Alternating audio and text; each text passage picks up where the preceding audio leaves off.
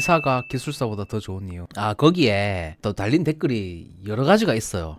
여러분 좋아요 한 번씩 눌러주십시오. 남경수님, 철하나십니까? 철하. 이런 댓글 많더라고요. 제가 이제 뭐 기술사보다 기사가 낫다라고 하는 이 영상에 뭐 여러 가지 댓글 달렸습니다. 건축 시공 기술사 보유자시고요. 현직에 계신 분인데 첨언을 드리자면 지금 건설 위기여서 인정하고 싶지는 않지만 전기기사가 건축 시공 기술사보다 더 효용 가치가 높다. 분야별 경기 흐름에 따라 다른 것 같다. 건설이 언제 좋아지려는지는 모르겠습니다. 라고 달아주셨거든요. 저도 그렇게 생각합니다. 건설 경기가 좋으면 아파트도 많이 짓고 뭐 빌딩도 많이 짓고 하겠죠. 그게 사업성이 나오고 하면. 근데 이제 지금 같은 경우에는 이제 건축비 자체가 많이 올랐어요. 그렇다 보니까 이제 신축할 수 있는 상황이 좀 안 되고 하다 보니까 이런 상황이 나타나는 거죠. 그러니까 어떤 특정 자격증이 있다고 해서 내가 특정 어떤 기술이 있다고 해서 그 시대에 맞게 그게 적용이 되는 거죠. 예를 들어서 가수 박진영 있잖아요. 가수 박진영이 근데 박진영이 조선시대에 태어났어. 예를 들어서 춤 잘 추고 노래 잘 부르는 걸로 부와 명예를 얻을 수 있나요? 그래야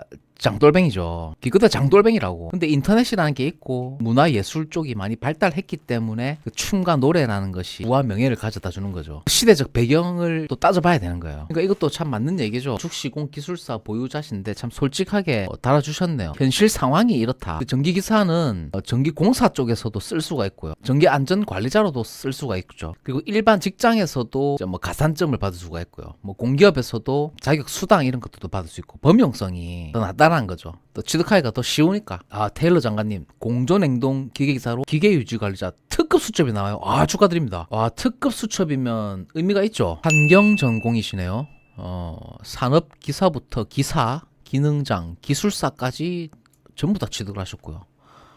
아, 공부를 잘하시는 분이에요. 시험을 잘 보시는 분. 이 시험에 또 특화되어 있는 사람들이 있어요. 사실 대한민국에서 이제 기득권층이라고 하면 다 시험 잘 본 사람들이죠. 경력은 만 13년 차시고요. 일반적인 가성비는 기사가 가장 좋다라고도 말씀하셨네요. 저하고 생각이 비슷하시네요. 필기, 실기 한 달씩 해서 드린 시간도 적고 일종 사업장 선임도 되고 쓸만하다. 저도 그렇게 생각합니다. 필기, 실기 한 달씩 뭐 굉장히 빨리 또 이렇게 취득을 하셨네요. 기술사는 취득하면 합격률이 적은 만큼 가치가 큽니다. 동의합니다. 여기에 대해서 동의 안 하는 사람이 있을까요? 과연? 승진, 연봉 상승, 단기에 드라마틱한 연봉 상승이 가능하고 시간이 지나도 상승폭은 계속 증가한다. 자격 수당, 이직, 부업.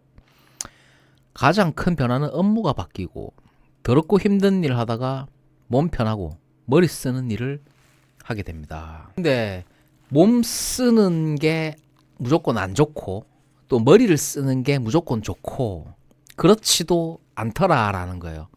저는 두 개 다 해봤거든요. 머리 쓰는 일도 해봤고 몸 쓰는 일도 해봤는데 장단점이 있어요. 머리 쓰는 일로 이렇게 앉아서 일하면 일단 밥맛이 좀 없어요. 몸 쓰는 일을 하면 일단 활력이 넘치고요. 밥이 맛있습니다. 밥이 존나 맛있어. 그게 저는 또 이게 뭔가 이렇게 깔아앉는 게 돼요. 사람이 무조건 뭐 더럽고 힘든 일, 몸 편하고 장단점이 있는 거예요. 일장일단이 있다. 힘든 만큼 그 보상은 꽤 괜찮다. 솔직히 명함에 과장, 차장 이상 달고 이름 옆에 기술사 박혀있으면 속된 말로 뽕이 차오른다. 저도 이런 경험 해봤습니다. 이런 거 뽕 차오르는 느낌. 근데 그런 것도 영원하지가 않더라. 나 그때뿐이고 나오면은 아무도 안 알아줍니다. 집 아저씨밖에 안 되고요. 명함 받는 사람도 대하는 게 달라지고 업무도 수월해지고 일에 대한 태도도 달라지고요. 동의합니다. 삼성 명함이면 뽕 차올 만하죠. 그렇죠. 근데 그게 이제 또 지속 가능한가? 그것도 좀 생각을 하게 되더라고요. 20, 30대 때는 저도 그런 거 생각 안 했어요. 40 넘어가고 하니까 결국은 내 일이 아니잖아요. 내 일로 그걸 이제 만들어 나갈 수 있느냐? 거기에 대해서도 이제 생각을 하게 된다는 거죠. 단점은 취득까지의 과정이 너무 힘들다. 메이저 자격이 아닌데도 합격률이 너무 낮다. 시험 방식도 논술이고 시험 시간도 400분이에요. 7, 40이니까 약 7시간 동안 앉아있어야 된다 그 말이에요. 시험 시간이. 시험 공부한다고도 2시간 앉아있기도 힘든데 7시간을 앉아있어야 된다? 와, 쉽지 않은데요. 일단 저는 안 될 것 같습니다. 정해진 분량을 못 채우면 점수가 아예 안 나오고 어느 정도 본인의 업무에 통달하고 이론과 실무를 매칭할 수 있어야 답안을 쓰기가 편해진다 그렇죠. 이게 무조건적으로 앉아서 실무 경험이 없으면 이게 조금 이해도가 좀 떨어진다. 한계가 있다 그 말이. 저도 그런 걸 좀 많이 느끼는 편인데 그래도 전기 쪽하고 설비 쪽에 경험이 좀 있다 보니까 저는 엔지니어 출신이고 하다 보니까 그나마 이렇게 자격증 공부를 이렇게 이론적으로 공부를 하다 보면은 이게 쉽게 와닿게 되는 부분들이 느껴지면은 공부가 더 재밌고 이해가 더 빠르고 기억에 더 오래 남습니다. 그거는 확실해요.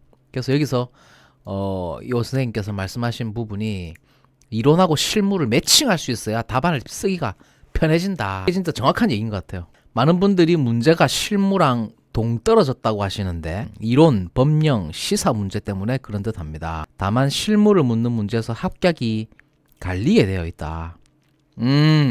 이것도 참 글을 잘 쓰셨네요. 이분은. 보통 시사 문제가 기술하기 편합니다. 이 공부머리가 좀 있으신 분들이 글 딱 쓴 것만 보면 딱 알잖아요. 이분은 공부를 좀 많이 하신 분이고 필력에서 그런 게 여러분들은 그런 게 안 느껴지나요? 어느 정도의 어떤 의식 수준이라든지 그런 게 느껴지는데 나는 선택 문제에서 꼭 실무 문제를 내고 그 부분에 얼마나 경력과 노하우를 녹여내느냐에 따라서 당락이 결정된다. 그 외적인 부분은 이놈이나 저놈이나 공부해도 대동소이한데 어느 정도 실무를 해봤느냐 그 구간에 따라서 당락이 1점, 2점 차이로 떨어진다. 면접에서 한 7, 8문제를 내는데 시사성 문제 2문제, 실무 문제 5문제 정도. 그러니까 여기서 이제 실무 경험이 있는 놈이냐 없는 놈이냐 대화를 해보면 알잖아요. 얘가 실제로 이쪽에 일을 했구나 안 했구나. 어느 정도의 연륜이 있느냐, 노하우가 있느냐. 답변이 짧으면은 질문이 늘어나고 합격과 멀어진다. 그러니까 상세하게 그에 대해서 면접관이 묻는 거에 대해서 어느 정도의 깊이로 이 사람이 이해를 하고 있고 겉핥기식이 아니라 이 사람이 단순하게 뭐 외워서 이걸 하느냐 아니면 이제 그걸 실제로 이해하고 몸으로서 그걸 체득을 하고 있느냐 그걸 지금 파악한다는 그 얘기잖아요. 그러니까 실무 경험이 없으면은 합격은 먼 얘기다. 그런 말씀을 하시는 것 같고요. 실무는 본인 경력과 상관없는 곳에서도 출제한다.